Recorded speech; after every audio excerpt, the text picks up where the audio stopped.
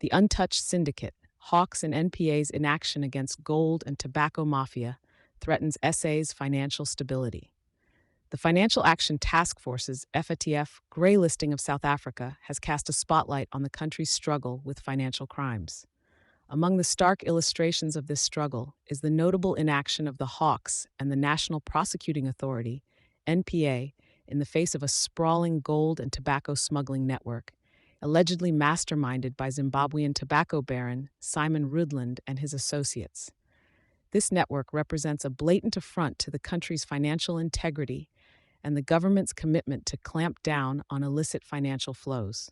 The initial investigation into Rudland's network, sparked by the South African Revenue Service, SARS, disclosed an alarming web of money laundering, VA scams, and illegal offshore fund transfers that undermined South Africa's financial systems.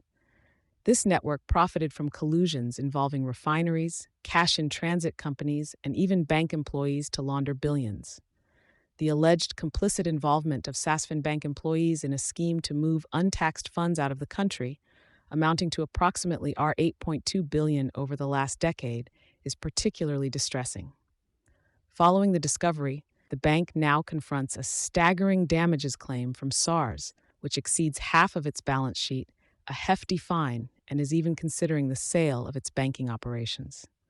The Hawks and the NPA possess more than sufficient referrals for investigation, with over 100 suspects and entities identified. However, despite these leads and tangible action by SARS, including asset seizure from GLTC and voluntary cooperation by Sasfin Bank in search and seizure procedures, there has been a glaring absence of follow-through from these law enforcement bodies. As of now, no arrests have been made, nor has there been any official response to queries regarding the status of investigations and prosecutions. The FATF's scrutiny, coupled with the 2024 deadline to shed the graylisting label that endangers the country's international financial standing, provides a clear mandate for action. FATF requirements highlight the necessity for a sustained hike in probing and charging serious and complex money laundering operations, especially those leveraging professional networks. Failure to do so compromises not only South Africa's reputation, but also its economy, with potential restrictions on cross-border transactions, credit acquisition hurdles, and a deterrent effect on foreign investment.